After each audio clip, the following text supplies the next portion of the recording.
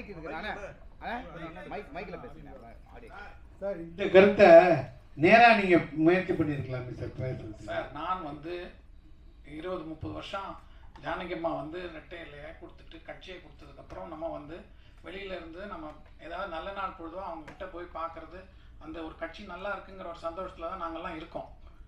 அதனால் எங்களுக்கு வந்து நேராக போய் பேசுகிறதுல வந்து அது அபிப்பிராயம் இல்லை. நாங்கள் எங்களுடைய கோரிக்கை தான் வைக்கிறோமே தவிர அது முடிவெடுக்க வேண்டியது இப்போ அவங்க தான் தலைமை. அதனால் அவங்கக்கிட்ட நம்ம கோரிக்கை தான் வைக்க முடியும். இல்லை சார், எடப்பாடியே எந்த இடத்துலையும் எம்ஜிஆர் பேரே சொல்ல மாட்டேங்கிறாரு. அவங்க எம்ஜிஆர் பக்தர்களை மதிக்கவே மாட்டேங்கிறாரு. எம்ஜிஆர் பேரை சொன்னாதானே சார் அவருக்கு இன்னமும் ஒரு புகழ் அடையலாம் சார்.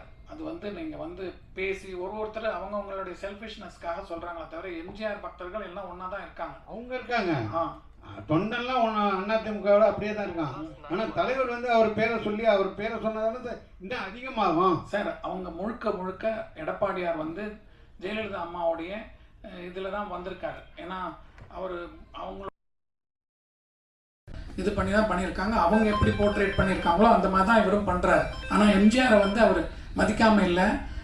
ஜானகி அம்மாவுக்கே 100ஆண்டு விழா வந்து ரொம்ப சிறப்பாக எடுத்து பண்ணாங்க. அதனால் அது மாதிரி மதிக்கலைங்கிறதுக்கு மீடியாவில் வந்து எப்பவுமே ஒரு இது பண்ணும்போது தன்னை வந்து அடுத்த லெவலுக்கு போர்ட்ரேட் பண்ணும்போது கொஞ்சம் இதாக தான் இருக்குமே தவிர, பட் உண்மையிலேயே நல்ல பாசத்தோடு தான் எங்கேயாவது ஒரு இதாக நல்ல நாள் பொழுதாக இருந்தால் அவங்கள போய் மீட் பண்ணுறதுக்கோ இல்லை அவங்க ஆசையாக பேசுகிறதுக்கோ ஒரு எம்ஜிஆர் மேலே ஒரு மரியாதை வச்சு தான் இருக்காங்க. சரி சார், இதுக்கு பின்னாடி பிஜேபி இருக்குன்னு நினைக்கிறீங்களா சார்? இது வந்து நம்மளுக்குள்ளே தான் குத்திக்கிறோமே தவிர, நீங்கள் இத்தனை வருஷமாக இவங்க வேலுமணியோ நத்தம் விஸ்வநாதனோ இவங்கெல்லாம் வந்து பெரிய அரசியலில் இருக்காங்க. அவங்களுக்கு தான் மண்டையில் மசாலா வேணுமே தவிர இன்னொருத்தர் மேலே நீங்கள் குறை சொல்கிறதுல ஒன்றுமே கிடையாது.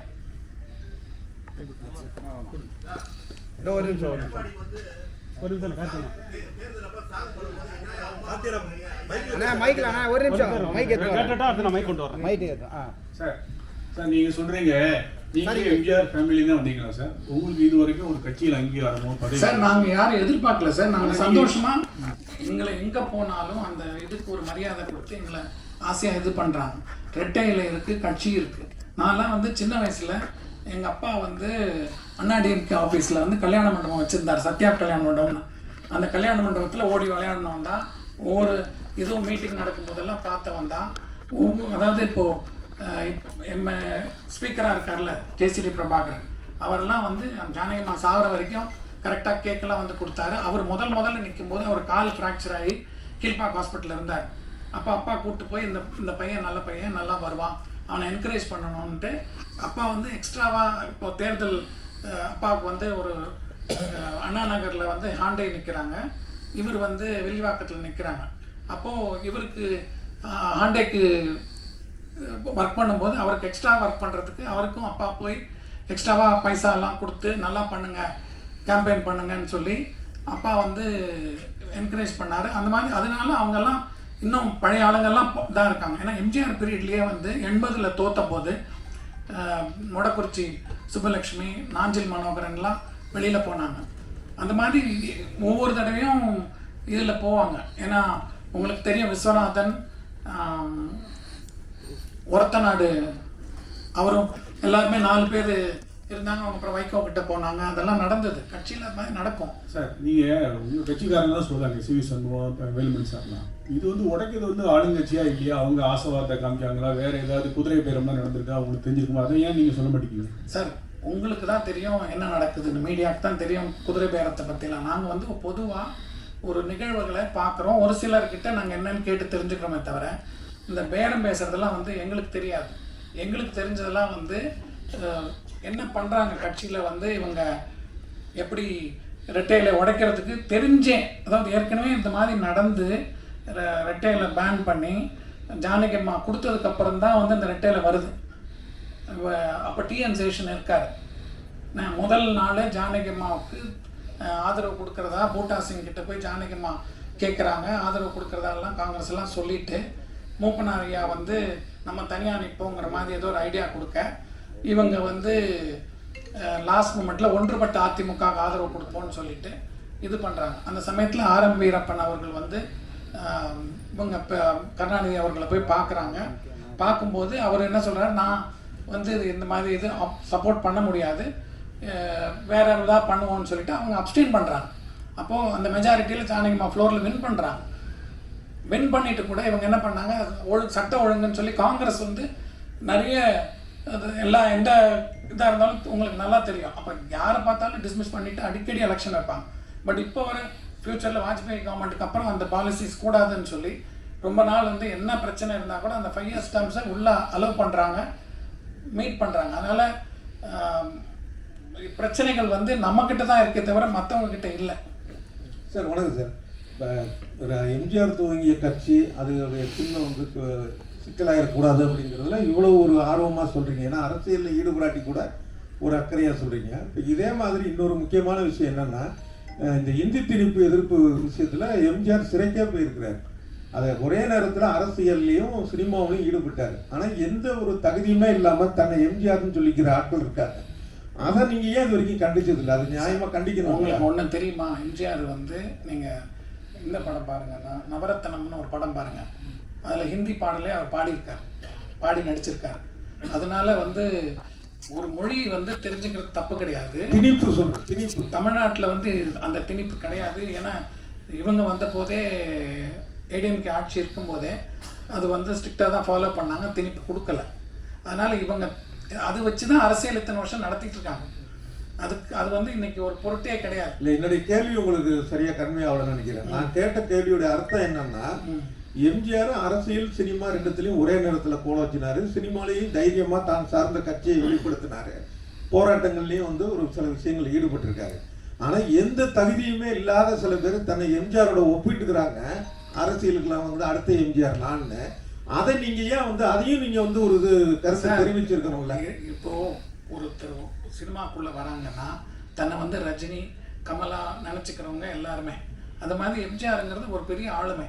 அதனால் எல்லாருக்குமே தன்னை வந்து எம்ஜிஆராக நினைக்கணுங்கிறதா. நீங்கள் பழைய விஷயங்கள் பார்த்துருக்கீங்க. ஏதாவது ஒரு தர்மம் பண்ணால் கூட எம்ஜிஆர் வாழ்கன்னு தான் சொல்லுவாங்க. எம்ஜிஆரை தான் மனசில் ஜனங்க இன்னும் நினச்சிட்ருக்காங்க. அதனால் யார் எம்ஜிஆரை பற்றி சொன்னாலும் அது எம்ஜிஆருக்கு தான் பெருமை. அப்போ இன்னொரு விஷயம், இப்போ எம்ஜிஆருடைய இறுதி சடங்கப்ப ஜெயலலிதாவை வந்து அந்த வண்டி வாகனத்திலேருந்து கீழே தள்ளி விட்டாருன்னு ஒரு விஷயம் உங்கள் மேலே உண்டு. அது என்னன்னா, நீங்கள் நினைச்சது வந்து எம்ஜிஆருக்கு அப்புறம் ஜெயலலிதா வேண்டாம், வேற ஒருத்தர் வரணுங்கிறதோட ஒரு அர்த்தமாக அதை வச்சுக்கலாம். ஆனால் சொல்லி முடிச்சுக்கிறேன். ஆனால் உங்களுடைய அந்த எண்ணம் ஈடேறலை. அதே மாதிரி அதுக்கப்புறம் பார்த்தீங்கன்னா ஜெயலலிதா அடையாளம் காட்டியது ஓபிஎஸ்க்கு தான் சொன்னீங்க. உங்களுடைய அந்த எண்ணமும் நிறைவேறலை. அதாவது நீங்கள் ஒரு நோக்கத்தில் சொல்லியிருக்கலாம், அதை நான் கூட சொல்லலை. ஆனால் தொடர்ந்து உங்களுடைய அந்த ஒரு எதிர்பார்ப்பு எல்லாமே அது எதிர்மறையாக தான் நடந்துட்டு இருக்கு. இப்போ எடப்பாடி பழனிசாமி பக்கம் நிற்கணும், கட்சி ஒற்றுமையாக இருக்கணுங்கிற அர்த்தத்தில் சொல்கிறீங்க. இதுவாவது நடக்குங்கிற ஒரு எண்ணம் இருக்கா அவங்களுக்கு? அதாவது நான் வந்து 1967 பிறந்தேன். எனக்கு எம்ஜிஆர் இறந்து போகும்போது வயசு 20. அப்போ வந்து எங்களுக்கெல்லாம் வந்து அவர் கூட அவர் வாழ்ந்திருக்கோம். அவர் வந்து எங்களை ஒவ்வொரு நல்ல நாட்களும் எங்கே ஃபங்க்ஷன் போனாலும் எங்களை கூப்பிட்டு போவார். எங்கள் மேலே பாசமாக இருந்தார். எதுவாக இருந்தாலும் அவருக்கு தெரியாமல் எதுவுமே செய்ய மாட்டோம். அவருடைய ஆசையாகவே இருப்போம். இது வந்து நீங்கள் அன்னைக்கு பிரச்சனை என்ன நடந்ததுன்னா, அந்த அம்மா வந்து நானே வந்து நக்கீரன் செகண்ட் இஷ்யூவில் பாருங்கள், என்னோடய பேட்டி இருக்கும். என்ன நான் அது வந்து எனக்கும் அந்த அம்மாவுக்கும் அரசியலோ எதுவுமே கிடையாது. என்ன ஒரு சாதாரண அந்த வீட்டில் ஒரு குடும்பத்தில் எங்கள் மாமா அவர் வந்து இறந்து போகிறாரு. அவர் வந்து ஒரு கௌரவமாக பண்ணுற சமயத்தில் இவங்க ஏறி மிதிக்கும் போது அதை வந்து நாங்கள் சின்ன பையன் போனான். ஐ வாஸ் ஒன்லி 20 years தான். அப்போ என்னுடைய கோவத்தை நான் வெளிப்பாடு காண்றேன். அதுக்கப்புறம் வந்து அந்த பிரச்சனை அதோட முடிஞ்சு போயிடுது. என்ன அதுக்கு அவங்களும் பெரிய அது ஒரு 2-3 வருஷம் அந்த ப்ராப்ளம் இருந்து அதோட அவங்களும் மறந்துட்டாங்க. நான் இது பண்ணிட்டாங்க. ஜானகிமா இறந்த போது கூட முதல் ஆளாக அவங்க தான் வந்தாங்க தோட்டத்துக்கு. வந்த போது கூட நானும் அவங்களும் ஒன்றா தான் நின்றுட்டு இருந்தோம். வந்து பார்த்துட்டு தான் போனாங்க. அதனால் அவங்களுக்கும் எனக்கு பிரச்சனையே கிடையாது. அது வந்து சொல்லிகிட்டே வராங்க. அதே மாதிரி ஓபிஎஸ் வந்து எனக்கு வந்து அந்த சமயத்தில் யாருமே தெரியாது. கட்சியில் எடப்பாடிங்கிற ஒரு உருவமே எங்களுக்கு தெரியாது. அப்போது இந்த ஓபிஎஸ் வந்து 2 தடவை 3 தடவை அவங்க சான்ஸ் கொடுத்துருக்காங்க. அதனால் அவர் கண்டினியூ ஆகட்டுமே, அவர் சிஎம்மாக இருக்கார், அப்படி கண்டினியூ ஆகட்டுமேங்கிறது தான் ஆதரவு கொடுத்தோம். அதுக்கப்புறம் அவருக்கே எதிர்ப்பாக ஈரோடு தேர்தலெலாம் நானே பேசியிருக்கேன். இந்த மாதிரி கட்சியை உடைக்கிறவங்களாம் எங்களுக்கு வேண்டாம் தான் சொல்லியிருக்கோமே தவிர நாங்கள் வந்து இவர் வரக்கூடாது அவர் வரக்கூடாதுன்னு நாங்கள் நினைக்கல. எங்களுக்கு வந்து ரெட்டையில இருக்கணும், கட்சி இருக்கணும், கட்சி ஒத்துமையாக இருக்கணும். அந்த எம்ஜிஆருடைய ஃபோர்ஸஸ் வந்து இன்னும் ஆசையாக இருக்காங்க. நல்லது செய்யுங்க, யார் வேணால் வாங்க, அவ்வளோதான். சார், அரசியல் உங்கள் கருத்து சொன்னீங்க. சீமாவை பொறுத்த வரைக்கும் உங்களோட அடுத்த கட்ட திட்டம் என்ன? நான் வந்து I'm now going to be 59 years நடந்துட்டுருக்கு. ஏதாவது சான்ஸ் தானாக வந்தால் நானே பண்ணுவேனே தவிர நான் வந்து முடிஞ்ச வரைக்கும் போகிறதில்ல. ஏன்னா எங்களுக்கு வந்து அந்த ஃபேமிலி பேக்ரவுண்டாக உங்களுக்கு சினிமா பற்றி தெரியும். போனோடனே என்ன சார் ஏதாவது ஃபைனான்ஸ் பண்ணுறீங்களா, படம் எடுக்கிறீங்களா, ஃபஸ்ட்டு போடும்போது நம்மளை போட்டுருவாங்க. அதுக்கப்புறம் படம் வந்து பெரிய கம்பெனியாக இருந்தால் அது மூவ் ஆகும். நம்மளை வந்து ரொம்ப நாளுக்கு அப்புறம் தேடி வரும்போது சின்ன கம்பெனிஸ் வரும்போது நம்மளை ஃபைனான்ஸ் பண்ணுறியான்னு சொல்லி ஃபோர்ஸ் பண்ணுவாங்க. அப்போ நமக்கே ஒரு அந்த ப்ரெஷர் வரும். அதனால் நான் வந்தால் செய்வேன், இல்லைன்னா நான் செய்ய மாட்டேன்.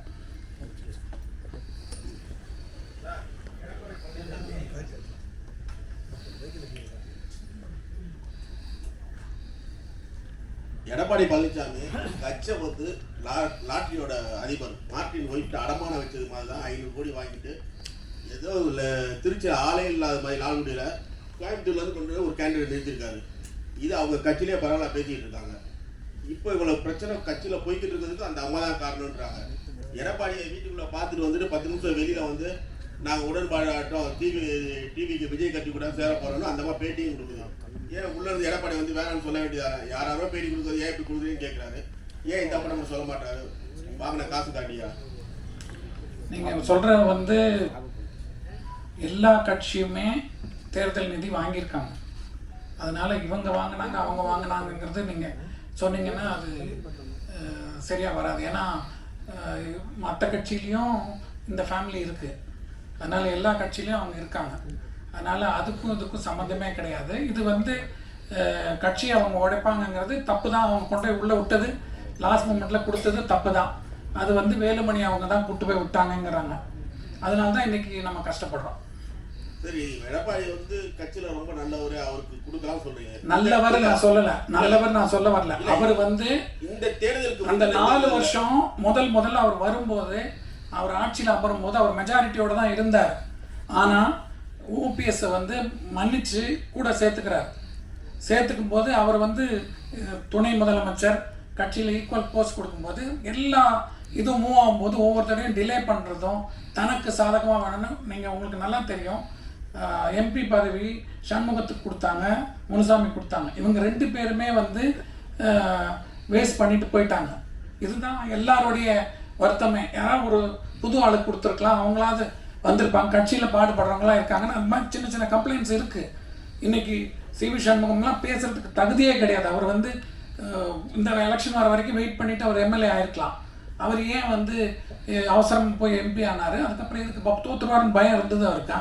போன தேர்தலுக்கு சாங் வந்து ஒன்று போட ரெடி பண்ணிட்டு இருந்தாங்க அதிமுகவில். அப்போ என்ன அம்மா அம்மான்னு போட்டுக்கிட்டு ஐயா மாத்துங்கன்னு சொன்னது எடப்பாடியார்ன்றது எல்லாத்துக்கும் தெரிஞ்ச ஒரு விஷயம். அவர் வந்து ஒன்றும் அம்மா மேலேயோ கட்சி மேலேயோ ரொம்ப பிரியமா உள்ளவர்களாம் இல்லை சார். இன்னைக்கு பதவிக்காக ஓடுறவங்க யாருமே கட்சி மேலே பிரியமா இல்லைங்கிறத நாங்கள் வருத்தமாக சொல்கிறோம். எடப்பாடி வந்து பண்ணலன்னு சொல்லாதீங்க. அவர் வந்து இன்னைக்கு ஓரளவுக்கு இந்த கட்டுக்கோப்பாக கொண்டு போனதும் இன்னைக்கு வந்து ஓரளவுக்கு இத்தனை பர்சன்டேஜ் நீங்கள் வந்து ரெட்டை இல்லைங்கிற ஓட்டாக இருந்தாலும் இவர் வந்து நிறைய அவருடைய 4 ஆண்டு கால ஆட்சியில் நிறைய செஞ்சுருக்காரு, சைலண்ட்டாக செஞ்சுருக்காரு. இவங்க வந்து என்னது மெடிக்கல் மதுரையில் வந்து இது கொண்டுறதா இருந்தது, எய்ம்ஸ் கொண்டுறதா இருந்தது. அதெல்லாம் வந்து இவங்க கொண்டு வந்துட போகிறாங்கன்னு செங்கல் தூக்கி சுற்றினாங்க. அதெல்லாம் விட இவர் எக்கச்சக்கமாக கவர்மெண்ட் ஹாஸ்பிட்டல்ஸு என்னென்னமோ பண்ணார், ரிசர்வேஷன்ஸ் கொடுத்தாரு. அதனால கவர்மெண்ட் ஸ்கூல்ஸில் மெடிக்கல் இதெல்லாம் வராங்க. அதெல்லாம் பார்த்துட்டு நாங்கள் அவரே கண்டினியூ பண்ணால் கொஞ்சம் ஸ்ட்ராங்காக இருக்கும். ஏன்னா உங்களுக்கு பழைய இதில் வந்து அமாவாசை பௌர்ணமி ஆனால் மந்திரி பதவியெல்லாம் போய்கிட்டு இருந்தது. அதெல்லாம் இல்லாமல் ஓரளவுக்கு ஸ்ட்ராங்காக கொண்டு போகிறது ஒரு பெரிய விஷயம். அதெல்லாம் அவர் பண்ணனால நம்ம எனக்கு தனிப்பட்ட முறையில் எடப்பாடிங்கிற ஒரு முதலமைச்சர் ஆனதுக்கப்புறம் தான் தெரியும். எடப்பாடிங்கிறது யாருமே தெரியாது. அதுக்கப்புறமா எடப்பாடி கிட்ட நான் வந்து ஒரு 2 தடவை 3 தடவை ஏதாவது வீட்டு ஃபங்க்ஷனாக இருந்தால் இன்விடேஷன் கொடுக்க போயிருப்பேன், இல்லை நியூ இயர்க்கு ஒரு தடவை போயிருக்கேன், அவ்வளோதான். அதுக்கப்புறம் அவருக்கு எனக்கு சம்மந்தமே கிடையாது. எதுக்காக சொல்கிறேன்னா ஒரு கட்சியை காப்பாற்றிட்டு போகிறாங்க. என்ன ஒவ்வொரு தடவையும் ஒவ்வொருத்தருக்கும் ஒரு செல்ஃபிஷ்னஸ் இருக்கும். அதனால தப்பாக சொல்லுவாங்களே தவிர ஒரு தலைமைன்னு நம்ம ஏற்றுக்கிட்டோம், அது கண்டினியூ ஆகணும். அதுக்கப்புறமா நீங்கள் முடிவு பண்ணுங்கள். இப்போ நம்ம வந்து அடுத்த தேர்தலோ வரும்போதோ நம்ம கட்சியை இருக்குன்னு நிரூபிக்கணும். அதனால தான் நாங்கள் சப்போர்ட் பண்ணுறோமே தவிர இவர் நல்லவர் அவர் நல்லவர் நான் சொல்ல வரல. கண்டினியூவான ஓகே. வெளியில போறவங்க என்ன பிரச்சனை, வா உள்ள இருந்து சொல்றதை விட்டு போறையா கிளம்பு அப்படின்னு அது சிவி சண்முகம் சொல்றாரு. அந்த சிவி சண்முகம் தான் நிறைய பேர் விரட்டினாரு. நீங்களே பார்த்துருப்பீங்க. ஓபிஎஸ்க்கு எதிராக பொதுக்குழு கூட்டு நடத்துற போது முனுசாமி வந்து ஆதரவு கொடுத்து உட்கார்ந்துருக்காரு. அவரை மேடையிலே அசிங்கப்படுத்தினார் அந்த சிவி சண்முகம். அவரை அடிக்கிற மாதிரிலாம் போய் பேசினாரு. சசிகலா சொல்றாங்க இனிமே கட்சி ஒன்னாயிரம் எல்லாத்தையும் ஒண்ணு கேட்போம். யாரு? சசிகலா நேற்றுக்கு பிரஸ் மீட் வச்சிருக்காங்க. சசிகலாங்கிறவங்க முதல்ல இத்தனை பேர் எலெக்ஷன்ல எதிர்த்து அதிமுக எதிர்த்து நிற்க வச்சதே அவங்க தப்பு. அவங்க உண்மையான எம்ஜிஆர் மேலேயோ கட்சி மேலேயோ பாசமே கிடையாது அவங்களுக்கு. ஒரு அறிக்கை கொடுக்கலாமே நேற்று உடனே நீங்க. அதுதான் நான் சொல்ல வரேன் இன்னைக்கு. அதனால தான் நான் வரேன். நேற்றுக்கே நான் கேட்டேன், இன்னைக்கு தான் அரேஞ்ச் பண்ணாங்க. அதனால இன்னைக்கு பேசுறேன். சசிகலா ஒரு பொம்பளையே அந்த கட்சியை வந்து நாங்கள் அழிக்கணும்னு தான் நினைக்கிறாங்களே தவிர செல்ஃபிஷ். அவங்க ரொம்ப செல்ஃபிஷ். சார் நீங்கள் சொல்கிறீங்க இப்போ இவர் சிவி சண்முகமும் வேலுமணியும் வந்து கட்சிக்கு உண்மையாக இல்லை அப்படின்ட்டு. சார் கட்சிக்கு இல்லை சார், அவங்க ஒரு குற்றச்சாட்டு ஒன்று வச்சிருக்காங்க ப்ரெஸ் மீட்டில். என்னன்னா எடப்பாடி அவர்கள் தான் வந்து டிஎம்கேயோட அண்டர்டேக்கிங் பண்ணி அந்த எலெக்ஷன் ரிசல்ட் அப்போ வந்து எங்கள்கிட்ட பேசினாரு, அதனால தான் நாங்கள் இந்த எதிர்ப்பு தெரிவிக்கிறோம் அப்படின்னு சொல்லிட்டு ஒரு குற்றச்சாட்டு வச்சிருக்காங்க. இதுக்கு உங்களோட பதில் என்ன? யார் டிஎம்கேயோட அண்டர்டேக்கிங் வச்சிருக்காங்க? சார் அவர் முதல்ல ஆதரவு கொடுக்க போகிறதுக்கு முன்னாடி, சட்டசபையில் போய் ஆதரவு கொடுக்கறதுக்கு முன்னாடி இந்த மாதிரி பேசியிருந்தா ஏதாவது ஒரு விஷயம் இருக்கான்னு நம்ம நினைக்கலாம். நீ நேராக ஓடி போய் சட்டசபையில் போய் அவருக்கு பொன்னாடை போத்துறதும் அவருக்கு வீட்டுக்கு வந்து அவரை உங்களை பார்க்குறதும் இது பண்ணிட்டு இருந்தா அப்போ வந்து நீ சொல்கிறதெல்லாம் என்ன? அப்போ நீ வந்து உன்னுடைய இதை செல்ஃப் டிஃபெண்ட் பண்ணுற என்ன? அதனால் அவர் முதல்ல அதை சொல்லிவிட்டு அப்புறமா போய் ஆதரவு கொடுத்துருக்கணுமே தவிர நேராக போய் அவர் வீட்டில் இவர் போகிறாரு, இவங்க சொல்கிற மாதிரி என்னென்னமோ போகுது, அதுக்கப்புறம் இவர் போய் பொன்னாடை போத்துறாரு. அது பண்ணுறதுக்கு அவர் சொல்கிறதுல என்ன டிஃபென்ஸ் இருக்குது? அது இல்லாமல் அவங்க சொல்கிறாங்க அவருக்கு பவர் இல்லை, இவருக்கு பவர் இல்லை, பழைய டேட் போட்டு கையெழுத்து போட்டு இவங்க பேசிக்கிட்டு இருக்காங்க. சார் இப்போ இத்தனை பேர் பிரிஞ்சு போனாங்கல்ல, இப்போ டிஎம்கேலேருந்து போனாங்க இல்லையா, அவங்க ஒருத்தரை கூட நீங்கள் பார்த்தோ இல்லை வேறு விதமாகவோ பேசவே இல்லையா? இப்போ நீங்கள் இவ்வளோ விஷயம் பேசுகிறீங்கல்ல, அதை நீங்கள் ஒருத்தரை கூட ட்ரை பண்ணி பார்த்து பேசவோ சொல்லவோ ட்ரை பண்ணலையா? எனக்கு வந்து பழைய முத்துசாமி ஐயா இருக்காங்க, ஜேசிகே பிரபாகரன் சார் இருக்காங்க, அதுக்கப்புறம் ஓபிஎஸ்கிட்டே நிறைய தடவை பேசியிருக்கேன். நான் எல்லாருக்கிட்டையும் நம்ம வந்து அரசியல் வந்து அவங்ககிட்ட பேசும்போது அவங்களுடைய நிலைப்பாடை சொல்லுவாங்க. அது நமக்கு ஒத்து வராத போது நம்ம அவங்ககிட்ட போய் அதை வற்புறுத்த முடியாது. அப்போ ஏன் இப்போ அதே விஷயம் தான் இப்போ எங்ககிட்ட நீங்கள் வந்து ப்ரெஸ்ஸில் சொல்லும் போதும் அதே விஷயம் தானே? அதே விஷயம்தான். பட் இப்போ இருக்கிற சுச்சுவேஷன் வந்து ரெட்டையிலேயே முடக்கணுங்கிற லெவலுக்கு அவங்க பிஹேவ் பண்ணிட்டு இருக்கிறது தான் எங்களுக்கு கஷ்டமாக இருக்குது. இது நீங்கள் கட்சியை விட்டு போங்க. நீங்கள் தயவு செஞ்சு நீங்கள் கட்சியை விட்டு போங்க. உங்களுக்கு உங்களால் போய் ஓட்டு கேட்க முடியும், ஜெயிக்க முடியும்னா போங்க. ஏன்னா உங்களோட எம்எல்ஏ போஸ்ட் போயிடுச்சுன்னா நீங்கள் உங்களை யாருமே திரும்பி பார்க்க மாட்டாங்க. நாளைக்கு நீங்கள் தோத்தீங்கன்னா அவங்க ஜெயிச்சுட்டு போக போகிறாங்க.